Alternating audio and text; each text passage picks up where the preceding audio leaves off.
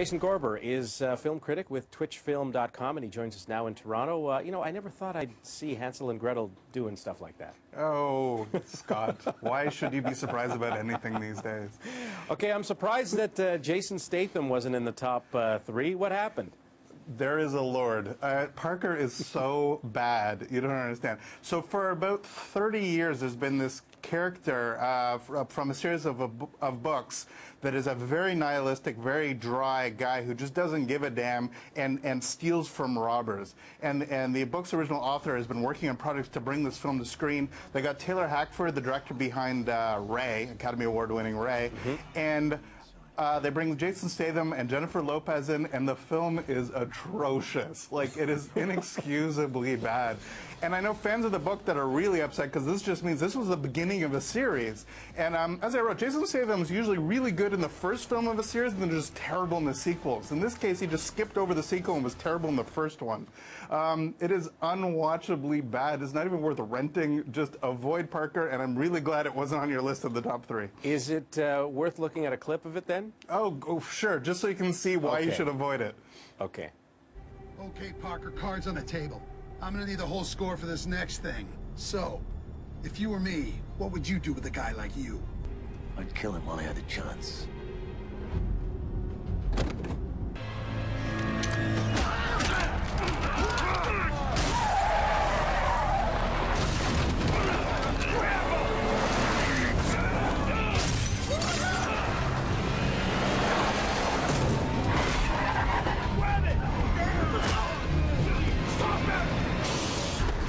So you're telling me this is the first of many?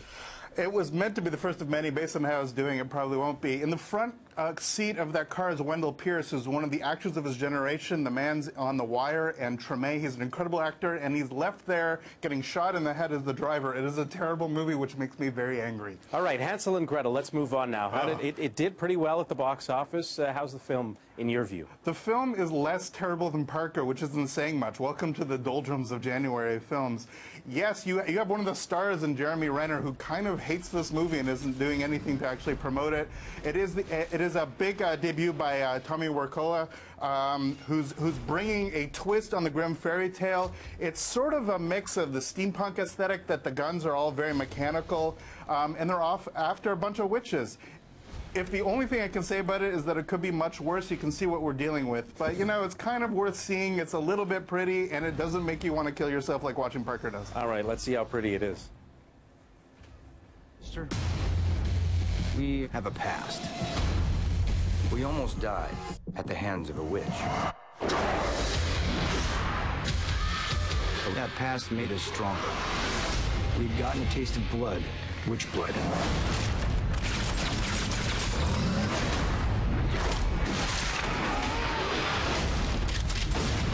And we haven't stopped since. All right, so Renner doesn't need the money, so why would he agree to something like this? I have no idea. 15 years age difference between brother and sister there, by the way. I mean, you just don't look, again, it's January, man. You just got to relax and accept that we're, and in fairness, there are some things that are out there, like Mama's actually a fairly interesting thing. Things get put in January where the risk isn't so great. So you're going to get really big failures and really big successes sometimes. Hansel and Gretel is sort of a weird thing that's in the middle, but I like credit is giving a chance to a quote-unquote foreign language director who's coming into the system. You might see in a couple years people looking back and seeing some of the stylish elements of it and thinking, yeah, okay, I sort of see where this is going on. But Gemma Arterton from James Bond films, it's just, it's okay, and that's the best I can say about it. Well, it did well on the money front. Also doing well on the money front this week, J.J. Abrams winning the Lotto Max, basically.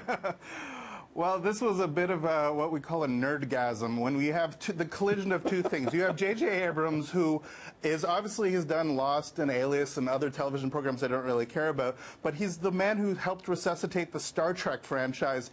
He has been officially announced as the director of Star Wars Episode 7. Now, you're either a Trekker or a Star Wars nerd sometimes. I mean, you can like the Rolling Stones and the Beatles, but you have to choose at some point in time. I am unapologetically a Star Wars nerd. I think this is probably a good thing, and I don't look towards Star Trek. I'll actually look towards the film Super 8. That is a film that J.J. did, which is absolutely a loving tribute to Spielberg's films. He's a director that can actually deal with that sort of tonality of film of the 70s and 80s filmmaking and make it his own. I think that with Star Trek, J.J. definitely tried to remake it in his own image, and weirdly, the image he chose was a very Star Warsian film. I think for a guy taking over a franchise with so much expectations like Star Wars, I think that he'll be somebody that will absolutely pay tribute to what has come before and still make it his own, but not make it so flashy or lens flary or smoke monstery the way that he does on a lot of his TV programs. Is that a Chewbacca t-shirt? It is, I'm sorry. I knew it, I knew it. It came to that, my friend. All right, pre-Oscar buzz, you wanted to talk about Argo. It's still getting a lot of buzz. I know, I sound crazy when I talk about that the Oscars are between Silver Linings Playbook and Lincoln, because Argo is winning a lot of the preliminary awards. Obviously did well at the Golden Globes. It did very well yesterday at PGAs, and with the SAG Awards coming tonight, a lot of people have expectations for it. Argo is a perfectly great movie, and it has something that Silver Linings, it shares something with Silver Linings, is that it played the Toronto Film Festival. Again, this sounds crazy, but if you go back, everything since Departed has played TIFF and gone on to win the Oscar for Best Picture. So a lot of people are up in air about the fact that Affleck isn't nominated for the Best Director Oscar and all this craziness. But when people are actually looking at all this, you will see very interesting things. It's a fun awards show tonight, but the real stuff happens at the end of February when people really matter. Absolutely. We look forward to that, and it's a good story about good Canadian heroes as well. It is. Not entirely factual about what actually happened, but as I said at the time, the film's got a great amount of truthiness. It feels like it's what really happened, and that's kind of good. It's a film that isn't entirely historically accurate if you nitpick it, but it's still a really great film and definitely worth seeing. If you haven't seen Argo, definitely check it out. Thank you very much. We'll see you next week. All the best, Scott.